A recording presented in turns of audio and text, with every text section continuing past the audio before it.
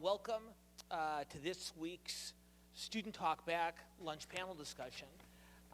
Today we're embarking on a new format for our lunches, and this is something that we'll repeat regularly throughout the semester.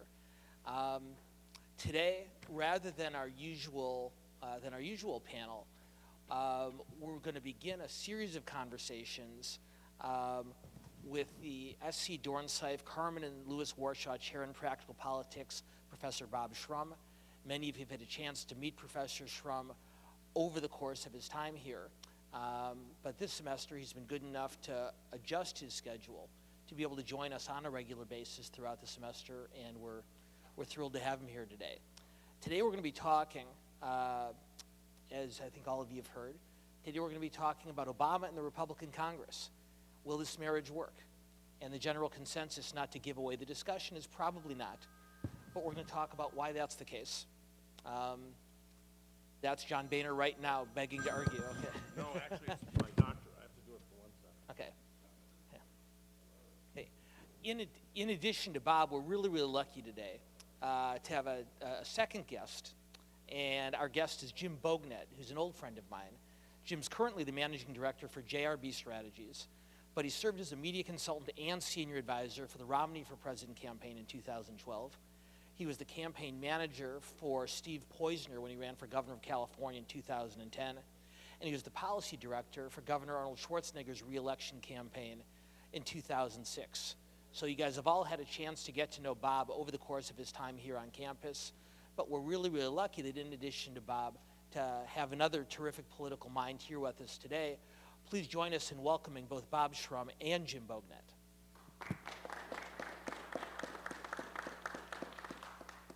And then also, I'll be joined today in the questioning of Bob and Jim by Annie Wanless. Annie is one of the student workers at the Unruh Institute. She's a poli-sci major and has survived a class of mine and will escape without having to try to survive another one. But she and I will be asking questions together of Bob and Jim, and then, as is our habit for the rest of our programming, after we've monopolized the conversation and the questioning for a little while, then we'll want to open up the conversation and make sure that as many of you as possible who might have questions for Bob or Jim on the question of Obama and Congress and their relationship have a chance to weigh in. So with no further ado, we'll get started on our conversation. Annie, why don't you lead things off for us? Okay, Mike? So to start it off, what issues, such as the environment or the economy, do you think will cause the biggest clashes between Obama and the new Republican Congress, and on what issues do you think they might compromise?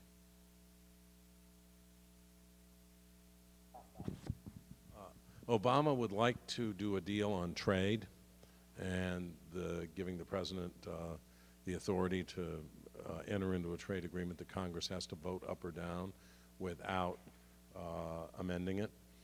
That'll be very difficult because Democrats oppose it for the most part, and whether or not it could actually even get through the Senate, given the filibuster situation, is one thing.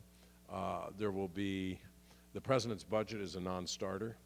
The Republicans are not going to approve any of these tax changes, even some that I think might be very popular with the country. That just Grover Norquist stands at the bridge saying you shall not increase taxes, and I don't think you'll see that from the Republicans. I think there are going to be enormous clashes. We're already in the middle of one on immigration and the funding of DHS. The biggest danger for the Republicans is, and Boehner knows this and McConnell knows this, is that they lose control of their caucuses. In a way, the fact that the Republican majority in the House is bigger is a problem, not an asset, because it's harder to control these people. Like a couple of you heard me at an event last night say that Republicans in the House, a lot of them, are more afraid of a primary from the right than they are of getting their party in trouble nationally or at the presidential level. So there's always the threat that whether they want it or not, they could close down the government completely or partially. There's even a threat, I believe, although Boehner says never, never, never, that the only way he's going to get a debt limit increase through is to put it on the floor and rely heavily on Democratic votes to do it. And he knows if he doesn't get it through and the economy crashes, he's in deep trouble. Jim, I want to bring you into this conversation in just a second, but Bob, I want to follow up on something you said about the president's budget, because we had a similar conversation, as some of you may remember, a couple weeks ago after the president's State of the Union address. Both the State of the Union address and the president's budget proposal earlier this week have been categorized, not just by you but by others, as dead on arrival. The more polite term for it is aspirational. If you're a president of the United States, you're facing a Congress of the other party, what's your thinking in moving forward, in opening with the policy agenda that you know isn't going to happen? Talk about the political thinking involved in this type of approach and where the Obama White House would like to see this discussion lead. Well, we're living in a different era than 20 years ago or 15 years ago. I mean, Clinton could propose a budget and a series of proposals that many of which he knew were not going to get enacted into law.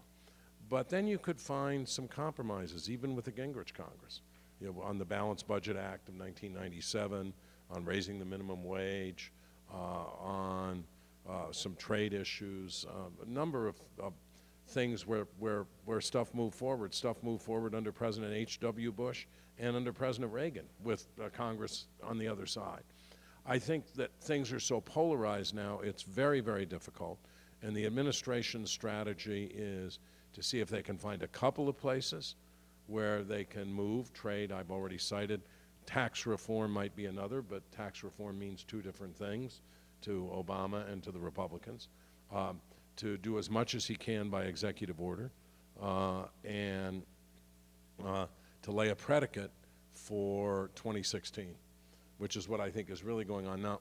I think Nancy Pelosi, for example, may disagree with this and may think there are more areas where things can move forward, and I'll ask her about that when she's here on Monday. Seamless plug for Bob Shrum's conversation with We don't need a plug, I think. Democratic leader Nancy Pelosi. What time and where, Bob? It's in Taper 301 at 10:30. Hey, we now return to our regularly scheduled broadcast. Jim, we want to bring you into this conversation. Same question for you that Annie put to Bob, both in areas of potential cooperation and areas where it's less likely. You any cheerier than Bob is on this? Dan, thanks for having me today. It's a real pleasure to be here with you students and community members and a legend like Bob and with Annie as well. I think that I agree with most of what Bob said. You know, I think one area where you will see the most contention is immigration. I think President Obama sees that as a issue that helps the Democratic Party, helps in 2016. I don't think he has any reason to make any compromises with the Congress. I think that's the toughest issue for Republicans to deal with, probably both at the congressional and in the presidential election coming up. On the budget, I think it'll be contentious, but Bob's right. I mean, there will be no new taxes passed. The country is not clamoring for new taxes, so Obama will not be able to go out and bring pressure on the Congress. So they'll have budget fights. There'll probably be some vetoes, but I think that'll probably be worked out much more easily than immigration. I think it's really important to think about the strategic frame of where each side is coming from. Bob alluded to where the Republicans are coming from. They're worried about Tea Party challenges. Boehner has a really tough time managing his caucus. You can pass things with Democratic votes, and he will, but you probably can only do that so many times before you have a revolt. I don't know if the magic number's 3 or 5 or 7, but at some point you will have an attempted coup in the House. But I think it's also real important to think of President Obama's frame.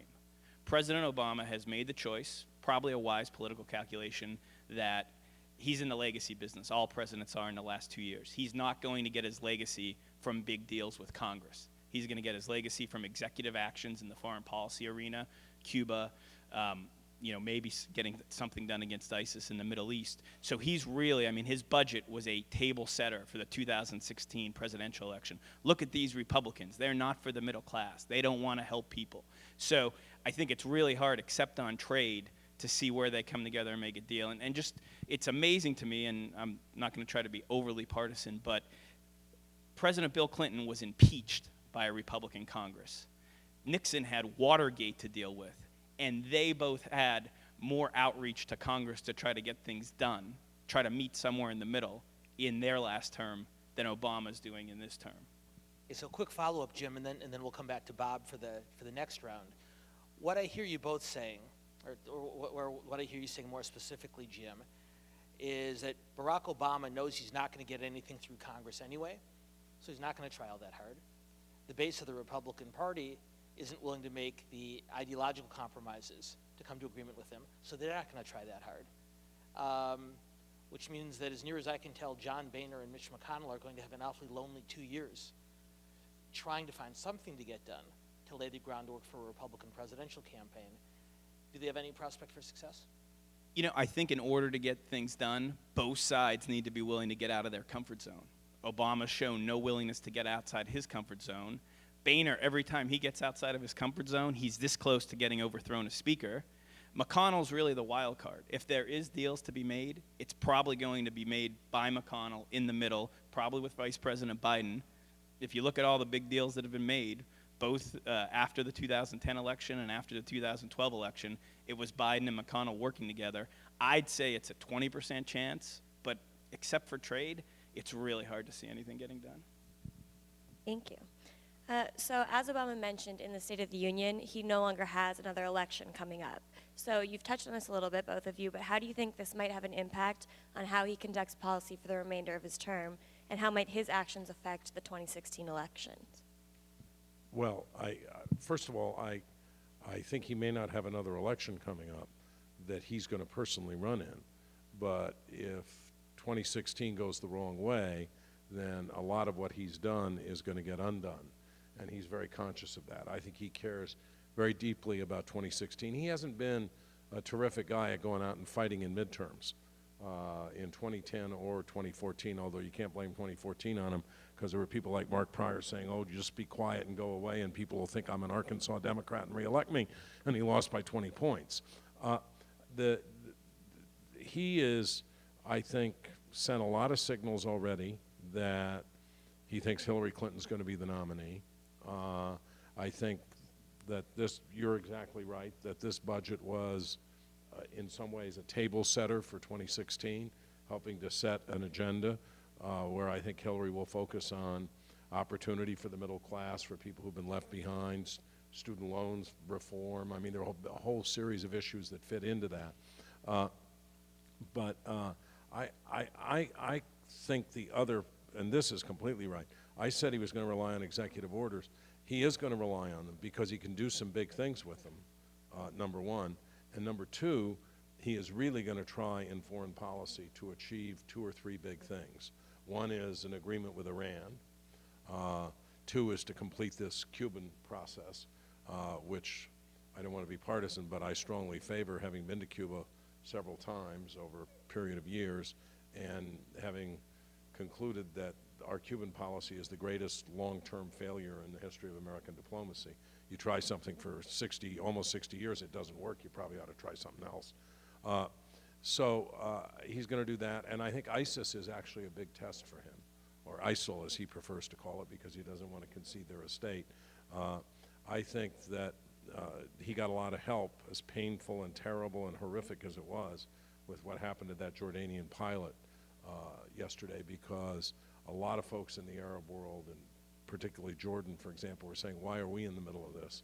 Now they want to do more and more and more and more because they're very angry. It's an interesting question as to whether or not in those sort of desert spaces of Syria and Iraq and the border of Turkey, you can do what President Clinton did so successfully in Kosovo and the Balkans in the 1990s, and that is win a conflict like this basically with air power. That, by the way, also puts Republicans in a difficult position. Scott Walker got maneuvered last Sunday into talking about putting American boots on the ground in Syria. I don't think that would be a very popular position to take into the 2016 campaign. Just to echo what Bob said, I love attacking President Obama, and ISIS is the one area where I won't attack President Obama. There's, we can all have disagreements on strategy. That is an existential threat to this country. Maybe you could actually see if it gets more aggressive, the way that Obama goes after conducting the war, you can get some Republican support there, because I think there's a lot of appetite, especially after yesterday's events, to a more aggressive strategy. You know, the other interesting thing is you have to look at the incentives. I mean, Bob was talking about this in our pre-meeting. What are the incentives for the Republican Congress? They don't want to get primaried. They want to show that they can get some things done, and they want to set up a Republican president. What are President Obama's incentives? Bob's so right. He's a young man. He's going to be around for another 30 or 40 years. 2016 is a referendum on, do you want more of the Obama Democratic politics that we've seen the last 8 years? There's only 2 presidents that I can remember, Bob, you may know more, that had a member of their own party win after 2 terms in the 20th century. That was President Roosevelt had Truman get elected, and President Reagan had Bush get elected. And I, of course, insist that President Clinton had Gore get elected, but something happened on the way to the inauguration. And we'll schedule another conversation on the 2000 presidential campaign later today. Which would be fascinating to hear Bob talk about. But, I mean, those are very much legacy makers. Who is the most popular Democratic politician to this day? FDR. Who's the most popular Republican? Reagan. Those are I mean, the country showed that they were hungry for more of that. President Obama would love to see a Democrat elected in 2016. He would love to take credit for that. And I think you have to look at many of the actions he takes through that prism. Is his vetoes, are his proposals, what are they doing to help put pressure on the Republicans to screw up with the 2016 electorate? Well, again, for both of you, just to follow up on this, Ronald Reagan and Bill Clinton, to stick to the second half of the 20th century, both of them very badly wanted to be succeeded by their own vice president. Both of them, in their last 2 years in office, when most observers felt they were going to be lame ducks and have limited effectiveness, both of them did, as you mentioned briefly earlier, both of them did find ways to work with a Congress controlled by the opposition party. What lessons are there for Barack Obama or for us in how these 2 presidents managed to accomplish things across party lines? And is Bobby suggested earlier that's no longer relevant? You know, we may disagree about this. I don't think there are that many lessons, in part because Ronald Reagan was not the caricature that he sometimes is presented as. He was, in fact, and Stu Spencer, who was his political guy for a long time, Stu Spencer once said, you know, at bottom he was a pragmatist, and he wanted to win and he wanted to get something done. Sure, he was a conservative, but he was willing to compromise. So he made a deal on Social Security with Tip O'Neill. He made a deal on immigration reform with Ted Kennedy. And he actually enjoyed the company of both of those people, even though some folks have tried on conservative blogs to say he didn't really mean it. The truth is, he was a kind of people person. I mean, I only met him once, but it was or actually twice, but once at an event that he came to at Ted Kennedy's house to raise money for the JFK Library. So it was just a different era. With Clinton, I think, what happened was he got reelected. They got into the impeachment mess, which I think they really kind of wished, especially given the 98 midterm results, they had never gotten into. And it wasn't that he passed so much legislation. It was that the Balanced Budget Act was passed. He had passed his economic program in '94, and we knew starting in '97 that we were headed for a balanced budget. He would never say it, because he said no one will believe it. So it wasn't until the '99 State of the Union message that he actually said, we're going to have a balanced budget. Now, why is it different now? It's different now because even though I think McConnell and Boehner, and some people in my party would get upset with me saying this, would actually like to work with him the way Gingrich worked with Clinton, you know, I think they can't. I mean, there was at one point a grand bargain on the table that they were 98% of the way there. And Boehner went back to his caucus and they said, you can never go meet the president by yourself again. And it's because 2 of the factors that were just mentioned a moment ago, I think, are in conflict. 1 is winning the presidency, and 2 is the fear of a challenge from the right. when we were talking before this, and I talked about this last night, so Alec and Sam, I apologize. The Republicans had a bill to ban abortions after 20 weeks. They were going to pass it on the day of the National Right to Life March. And Renee Elmers, who's a very conservative Tea Party Republican, swept in 2010 from North Carolina, read the thing, and it had exceptions for rape, incest, and the life of the woman. But the exception for rape was only if it was reported in a timely fashion. Well, only 30% of rapes are reported. And she said, I can't vote for this. And a number of other women in the Republican caucus said, I can't vote for it. And the leadership pulled it from the floor.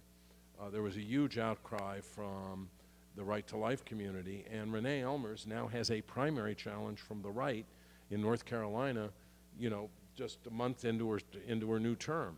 So I think there's a lot of fear on the part of many, and there's a lot of ideology too, on the part of many of the Tea Party people who were swept in. They're not like, you know, I just think back on people that I knew in the Senate like Bob Dole, who was a conservative. But, you know, he'd make a deal with George McGovern that combined food stamps and the Farm Bill, you know, and it actually worked pretty well. I think there's no appetite for that, and more than that, I think there's a tremendous fear of the backlash you would get from the grassroots if you did it. By the way, Democrats, I think, are willing to take some of that backlash from the grassroots.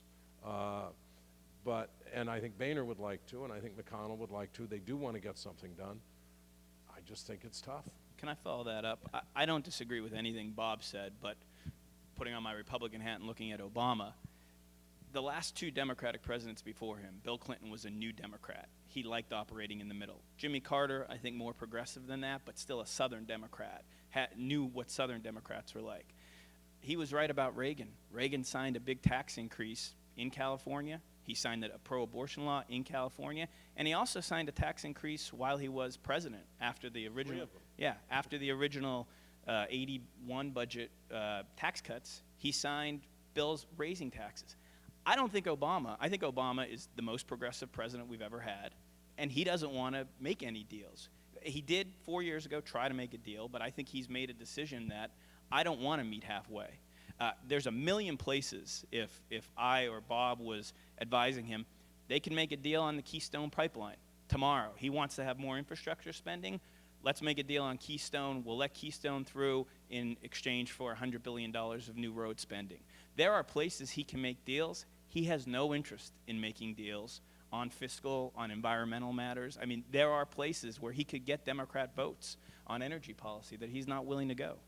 I think it'd be very interesting if the Republicans offered him that deal, because he has never said he's not going to approve Keystone.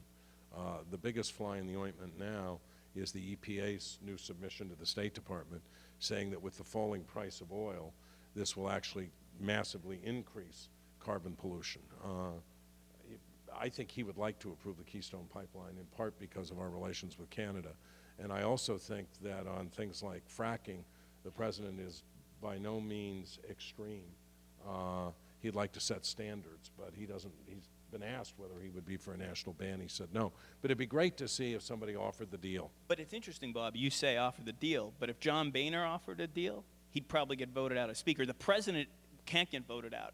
If he would offer the deal, I think he might have a chance to get it through the Senate and then pass it in the House with Democratic votes. But the way this works is you don't offer the deal unless you think the other side's going to accept. And maybe that's a lack of faith on his part, but he does have some reason for that lack of faith. I mean, look, he thought on immigration that they had a deal, 2 years ago, and Marco Rubio, the immigration bill in the Senate, that Rubio now himself has renounced his own bill. I just think there's a lot of experience that says the atmosphere is poisonous, and it's very, very difficult for either side to trust the other. That's actually a great segue into my next question. Talking about the Keystone Pipeline, the Senate passed the bill last Thursday, but even though Obama's never said he's going to veto it, it's widely expected that he will, which will be directly against the Republican Party. So he said he's going to veto. The White House announced he would veto it. But so what do you think we can expect to see happen next with regard to the pipeline or environmental policy in a larger context? Well, the Keystone Pipeline is not going to be built by congressional mandate. It could be built if the president approves it. He has the power to approve or disapprove it because it crosses an international border. And I think this is actually for him not just about the Keystone Pipeline. My guess is that a conservative president might approve the pipeline, but certainly would not let Congress take away his authority to approve or disapprove the pipeline. It's about the power and institution of the presidency and not just the pipeline itself. Environmentally, I think you're going to see a lot more regulations that will come out of EPA. I think that the coal states are not going to be very happy with what happens. There will be court challenges. If the EPA regulations survive the court challenges, then you'll see some significant reductions in emissions, and you'll see Democrats in terrible trouble in West Virginia. They already are. In Kentucky, they already are. But I think they'll just move ahead. Bob, just to push that a step further, and of course, Jim, you'll have a chance to weigh in also. It sounds like you're saying that if the Republicans were to back off and not try to micromanage the Keystone approval process, you think the president would be inclined to go forward with it? I would have said yes to that before the EPA submission to the State Department. I don't know now what he will do with that submission. It's quite accidental that this thing has been delayed, and it was delayed, by the way, by the Nebraska Supreme Court. You could have approved it anyway, but the Nebraska Supreme Court said the route may violate the laws of Nebraska. They finally came down with their decision. It was a lower court in Nebraska that had held that it did. But the accident of the huge fall in the price of oil is what's driven the EPA's conclusion that approving it would actually put a lot more carbon into the atmosphere. The theory being that somehow or other with this lower price of oil, the Canadians are going to develop this anyway because it's a matter of national pride, that it wouldn't otherwise probably be developed because of the cost considerations, so it'll put a lot more pollution in the air. The old argument was it's going to get developed anyway. Oil's $114 a barrel. It's either going to go to China or it's going to go through the U.S. Whether it stays in the U.S. is another question. I think there's a reasonable chance. He actually doesn't approve it. Kerry does. But Kerry will do whatever the president wants him to do, obviously. I respectfully disagree with Bob on this. He does not want to approve this. The animating base of his party hates this. It plays into climate change, absolutism. Why do we want more oil, even though we're going to get more oil? He could have, as Bob said, approved it at any time. I totally agree with him that he shouldn't let Congress take away that power. But if he wanted to approve it, let's be real, he would have approved it sometime over the last 4 years. So I think if I was the Republican Congress, I'd keep jamming him with it. You want $100 billion of infrastructure spending? Here it is, with the Keystone Pipeline. That would be interesting to see what happened if that offer was made. There's one irony in all of this, by the way. I think that, there's one big irony in the Keystone situation. I think if this had not become such a central issue for Republicans, and if they had not battered on it and battered on it and battered on it, it would have had far less public visibility, far less visibility except in the very environmental community parts of the Democratic Party, and you wouldn't have gotten a poll I saw the other day that like 62% of people don't want to approve the pipeline. And that's because now they've heard arguments about it doesn't really create that many jobs. Look, I am not one of these people who thinks that we are going to move to alternative fuels tomorrow. I think it's a 25, 30-year process. I think we got to use our natural gas. I think we have to use our oil. I think we ought to phase out coal and figure out what we're going to do for all those folks in West Virginia and Kentucky who aren't going to have a future in that industry. So I'm for, especially with natural gas, bringing more of this stuff out of the ground. There are some people in the Democratic Party, not a lot actually, some people in the Democratic Party who don't want to do any of that, who basically want to just shut down the process and say we have to move to renewables now. Unless all of the United States becomes like the USC campus, I don't think we're going to run on solar power in the immediate future.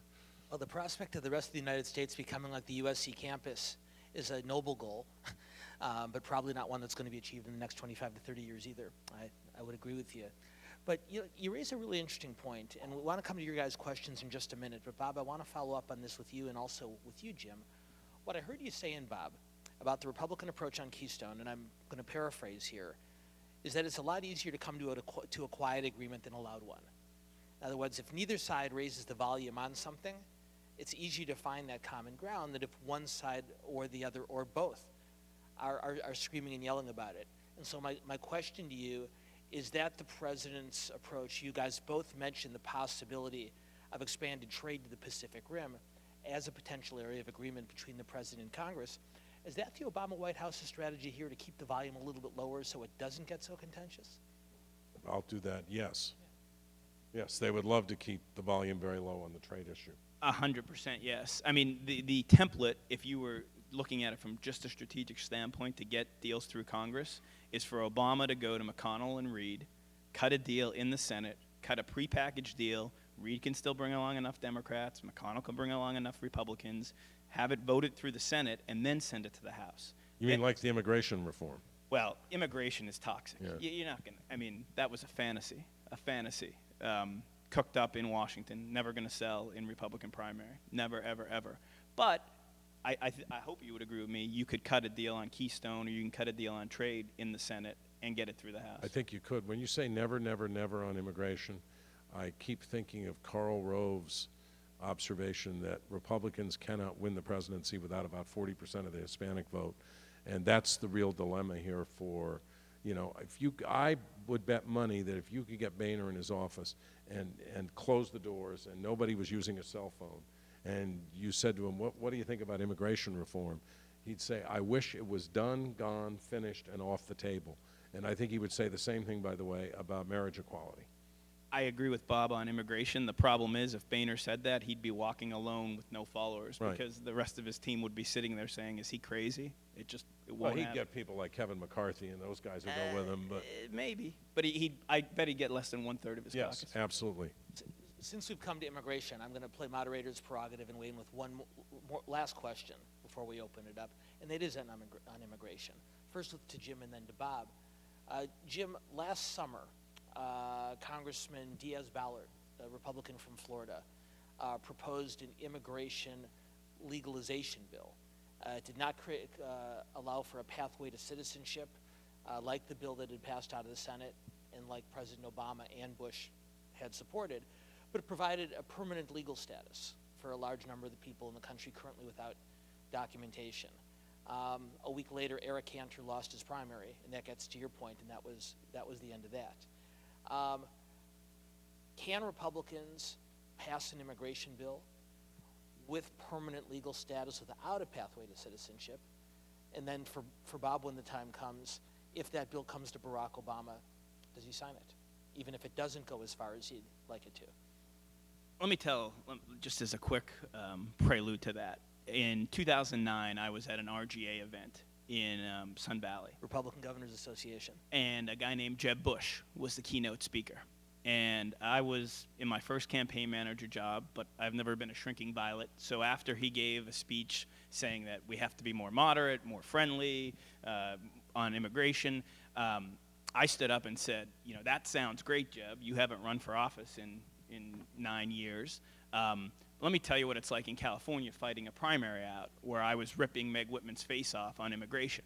And she actually had to reboot her campaign 30 days out to be tough on immigration when she was for a path to citizenship beforehand. That was the only reason we stood a chance against her. And Jeb and I got in an argument in the hallway about it. It's great to be a statesman. It's great to be a leader. When you are fighting these campaigns out on immigration, it is the most emotional issue in the Republican primary that I've ever seen. People, probably hard in this hollow hall to see it as a rudimental, fundamental rule of law. Are we going to give people a prize for breaking the rules? And as much as it seems from the other side, well, why can't we just let these folks in? And I'm not saying which side's right. It is a fundamental issue. I think immigration is deadly. I begged Rubio's people not to go with it 2 years ago, not to talk about it, that it would disqualify him from Republican primary voters if it went through. They went forward with it. It was easy to see it would collapse. There will be no deal done on immigration in these 2 years. Jeb Bush will be an interesting test of this proposition when he runs in the Republican primaries. I thought that bill was very interesting because in a way, it wasn't thought through.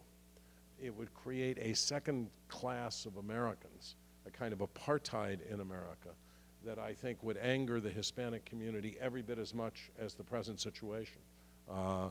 I doubt the president would sign it. I think he would say it's apartheid in America. So you'd have a whole Hispanic community, say, in a town in Arizona where, let's say, the police department or the city council was being very tough, unfair, repressive, and they would have no redress. I mean, they would be like black people in South Africa, in a way, under apartheid. So, that may be, and Jeb Bush may get to that as his kind of compromise, but I don't think that'll work with the Hispanic community, or, by the way, with the Asian community. And everybody thinks Asians should be naturally Republican, but they voted overwhelmingly for Obama, and immigration was high on their list. And that's because when you hear people like Steve King talking about immigration and immigrants, Hispanics hear Hispanics, but Asians hear Asians.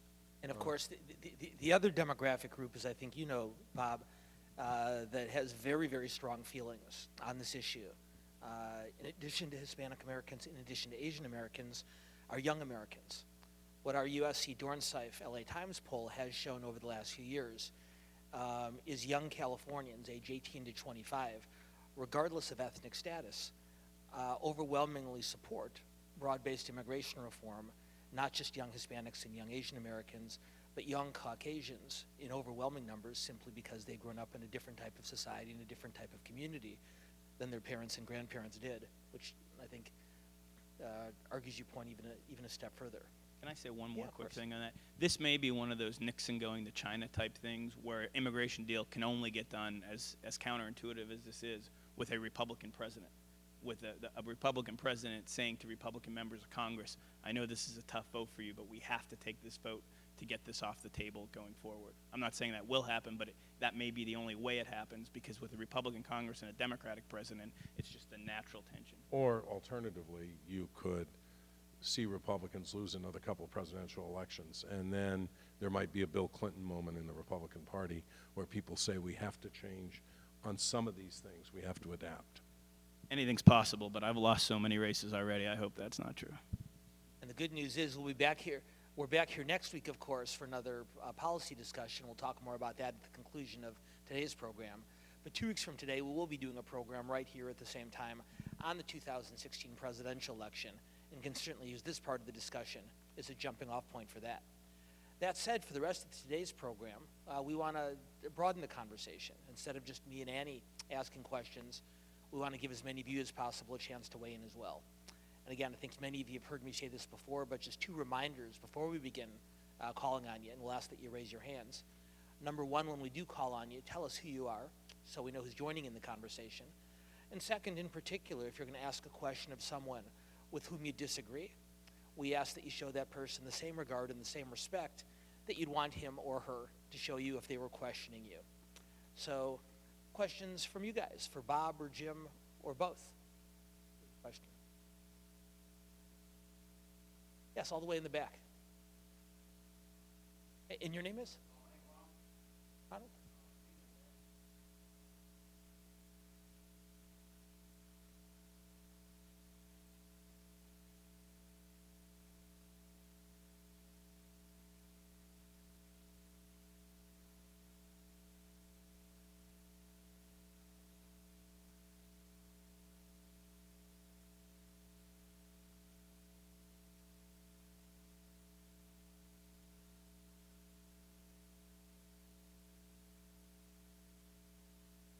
So Ronald asked a great question for both of you. What happens when your representative in Congress doesn't represent your interests? I can sympathize with that as a Republican in California.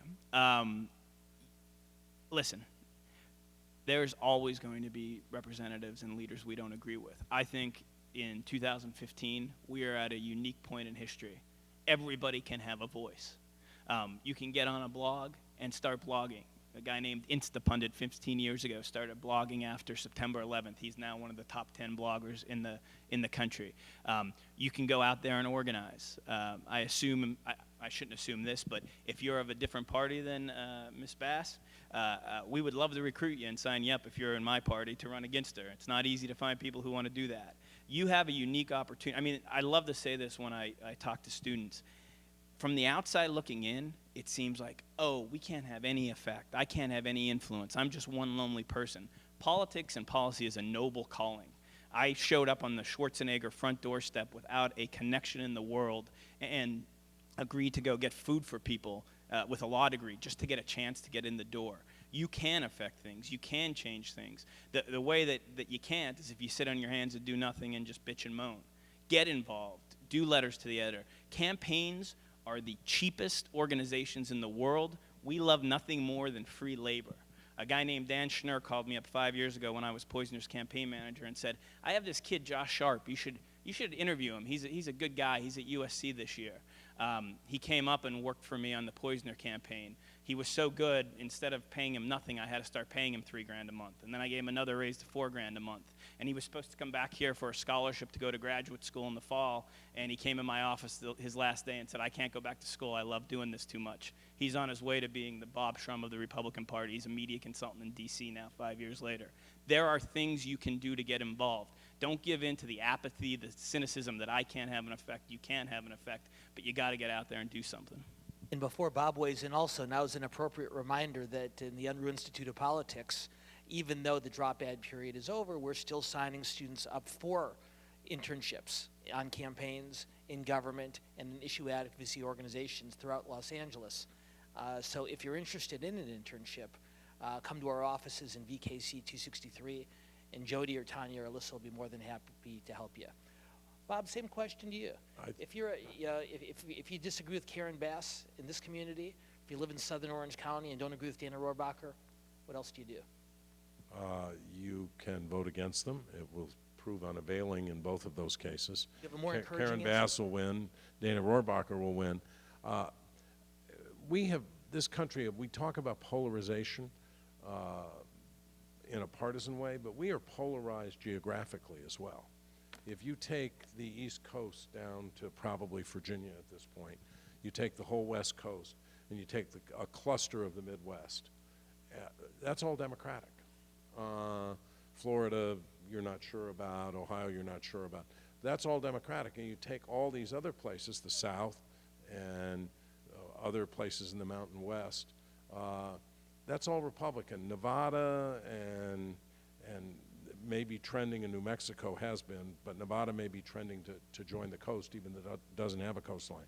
But that's the nature of the process. So, you know, as long as you live here and 70% of your neighbors disagree with your views, they're going to elect someone like her, not someone like you. That said, I agree with Jim. There are other ways to get involved in this process and other ways to have an impact. It must be frustrating to be a Republican in California, just as it must be frustrating to be a Democrat in Mississippi. But that's the nature of the system, and that's where we're at. Can I just chime in one more thing there? On the Romney campaign in 2012, I was on the committee that decided where the media spending would be spent, the TV ads, the radio, in the general election. We only talked about 9 states on a consistent basis. The last week we went into Minnesota and Pennsylvania. So think about that. 50 states in the union. All of our spending, hundreds of millions of dollars, were focused in mainly 9 states, 11 total by the end of the campaign. It is the most geographically polarized time I think we've ever had geographically. But communication-wise, we are in the era of mass communication. You can get your voice out there, and guess what? If you do it in a good way, people will follow it. People will actually come and look at your blog. People will come and see your video on TV. We have viral videos now. People put video of cats up on YouTube, and 2 million people watch it. Imagine if somebody came along and put something that was interesting and grabbed people. I must say, there must be something better to do than watch a viral video of a cat. Well, his question's yes.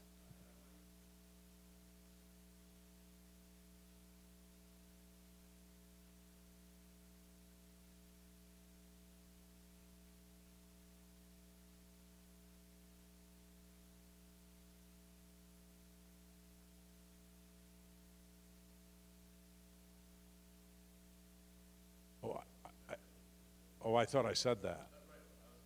I think for people over 45 or so, you're probably going to have to find a way to sustain and support them till what would be their retirement, maybe 50. I don't know where the demarcation line is.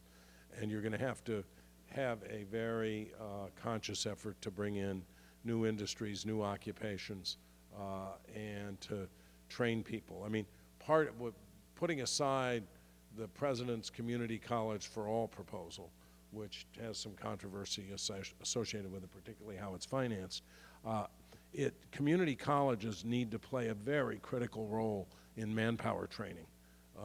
And you'd have to have a real West Virginia plan.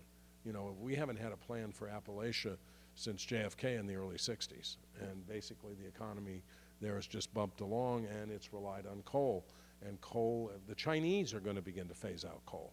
I mean, it's going to become uneconomical. There are going to be a bunch of lawsuits. We have a ton of natural gas. We have a lot of oil. The U.S. is now, I think, the biggest energy producer in the world, bigger than Saudi Arabia. And that's just going to put more and more pressure on coal. But I absolutely agree with you. We have to have a Marshall Plan or something like it for West Virginia and Kentucky, although given what Jim and I think of the situation in Congress right now, that ain't going to happen. It probably ain't going to happen, which is a shame. I grew up in a town called Hazelland, Pennsylvania, which is basically a giant anthracite strip mine. My grandfather had black lung from being a coal miner. My great-grandfather on the other side died basically of lung problems from being a coal miner. The problem is nobody wants to be a coal miner. I mean, people don't wake up in the morning and say, hey, I want to be a coal miner. It's not a fun industry. There's just such a lack of hope and alternatives in those towns. I mean, Appalachia can compete with South Central LA for soul-crushing poverty. I don't know what the answer is. I wish I did, but there definitely has to be an option. That is a place where I think Republicans and Democrats should have a moral obligation to find a way to work together to do something for the people who've been displaced by coal mining going away. Yeah, the big resistance, by the way, right now is, and this always happens when industries are becoming obsolete, the big resistance is the industry doesn't want to go away, and it's going to use all its influence and all its resources and all its money to try to protect itself. Other questions for our panelists? Yes.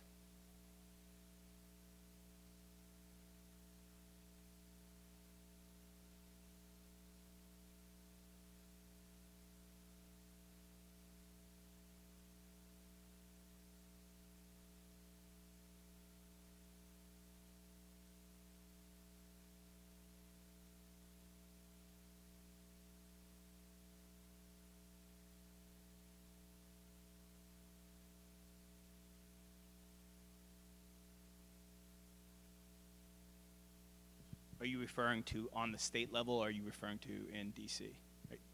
Okay, just for those of you who may not have heard the question, it's an excellent question about the perception of Republicans as the so-called party of no, and working to stop a Democratic policy agenda from moving forward, as opposed to moving one forward on their own or finding ways to collaborate. Perception and or reality, Jim, how does the party take that on? One of my favorite sayings in politics is where you stand really depends on where you sit. If you sit as a Democrat and look at the problems of America, you probably say, those gosh darn Republicans, why can't they just work with President Obama? I mean, he was elected twice. And if you sit here as a conservative Republican, you say, jeepers creepers, why can't President Obama, he's our president, why can't he lead and get things done and make compromises? That's all a long way of saying that everybody has their different perceptions. California tends to be more Democrat. I think Bob really put his finger on something. The leadership of the House and Senate would love to get things done. They would love to get things done. But after the grand bargain talks in 2010 fell apart, John Boehner doesn't see much upside on his talking to the president. He feels the president wasn't fair dealing with him. Barack Obama feels like John Boehner wasn't fair dealing with him because he was afraid of Eric Cantor. So I think at the leadership level, I think the Republicans don't want to look like, hey, we've been given Congress and we got nothing done. They want to show they got something done, but there's so much mutual distrust. It's almost like a couple that's divorced. Getting them back together, getting them to trust each other is really hard. I guess we'll come back to where we started this conversation. Bob, can this marriage be saved? Well, the marriage is a shotgun marriage that will last for at least 2 more years, and I believe there's a good chance it will last beyond that, because if Hillary Clinton wins in 2016, and since we're not trying to be terribly partisan, I will say that I think the odds of that are pretty good. You're going to have divided government in 2017.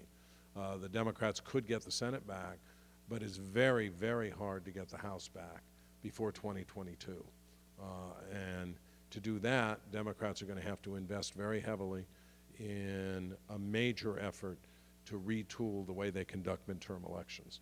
Because if you lose the midterms badly in 2018, even if Hillary Clinton's president, then all the reapportionment is done again in a way that tilts the playing field toward Republicans. It's not just reapportionment, by the way, it's population concentration.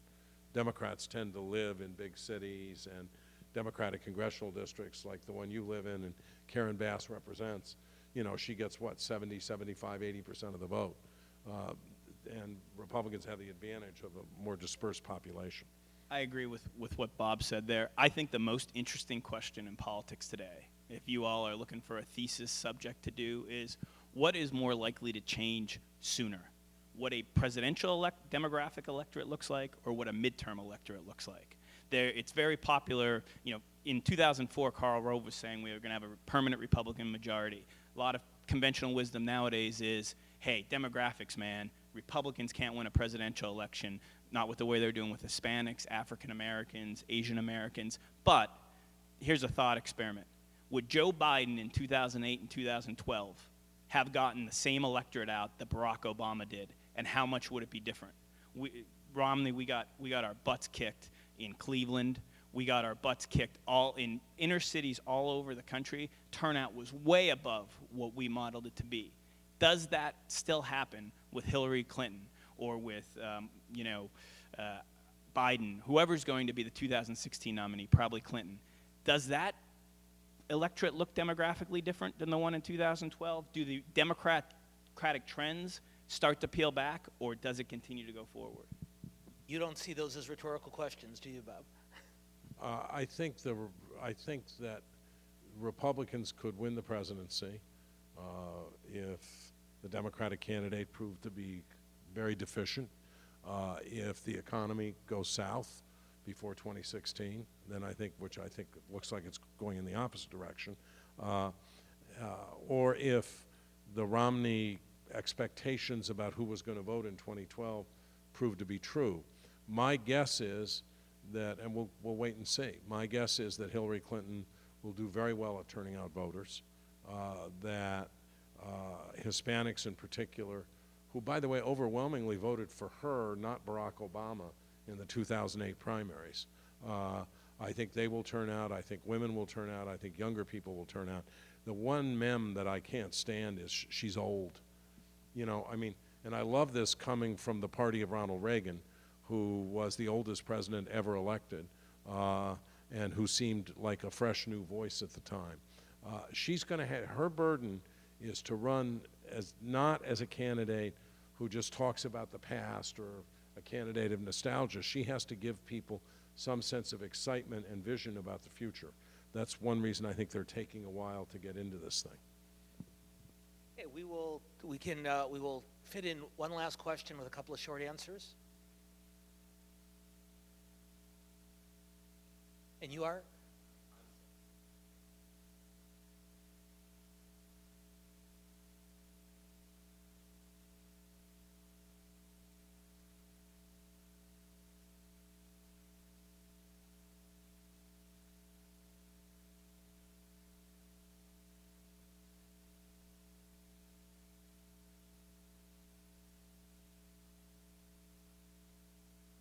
No. Seeing as Republicans think that that we should have a very intensely funded and Barack Obama destroyed the public financing of presidential campaigns in 2008, there's zero chance of that happening. Well, I'm not going to, I think the Supreme Court and Citizens United has had something to do with this, and I think that Obama was right to get out of public financing in 2008. It was actually a fundamental reflection of a fundamental change. and that was the internet and the capacity to do vast grassroots fundraising. I argued inside the Kerry campaign and lost the argument in 2004 that we should not take federal money. But we had astoundingly, by the time of our convention, outraised the Republican, who also happened to be the incumbent president. And we did it because Howard Dean, having started the process, we took it up and raised $250 million or $260 million before the convention, and then ran the general election, and this is really ass backwards, on $80 million. Kerry had a line in his acceptance speech, you know, I'm now going to say something Franklin Roosevelt never could have. Go to johnkerry.com. And we raised like $15 million in 3 minutes, and we couldn't spend any of it. We had to just give it to the DNC, over which we had no control of what they were doing with the money, and they weren't necessarily doing what we wanted. We could easily spend another hour or 12 on the subject of campaign finance reform, and at some point later this semester, we would very much like to schedule a broader discussion of the topic. I have my own thoughts as well, but we're running out of time here today. So instead of winding up today's discussion by offering the Schnur agenda on campaign finance reform, what I will do instead is give you guys a couple of reminders. As many of you know, every year the Unruh Institute takes roughly 24 selected students to Sacramento for a 3-day trip in early March to meet with legislators, with lobbyists, with political consultants and journalists, and learn about how state politics and government really works. The deadline for applying for the Joe Sorrell Sacramento seminar is next Monday, February 9th. It's 3 days in the state capitol. It's a terrific experience. If you are interested in attending, we'd encourage you to go out to the Unruh Institute website or to come to VKC 263 to get the application. Again, they're due next Monday, and the trip is the first weekend in March, so not that far off. Second, next Wednesday, a week from today, we'll be continuing our Students Talk Back series with our more traditional format. Next week's discussion will be on higher education in California, in particular the state's community college system.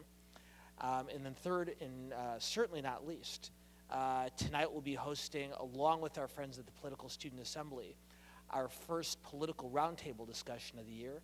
That's at 7 p.m. in what room, Laura? Mudd Hall, room 102, Political Student Assembly, with our two visiting legislators and residents. Former State Senator Mark Weiland, who's sitting in the back row, he'll be there tonight, along with our friend, former Assembly Member Anthony Portantino. Tonight we'll be talking about both the 2012 and the 2016 presidential election. We hope you'll show up for that.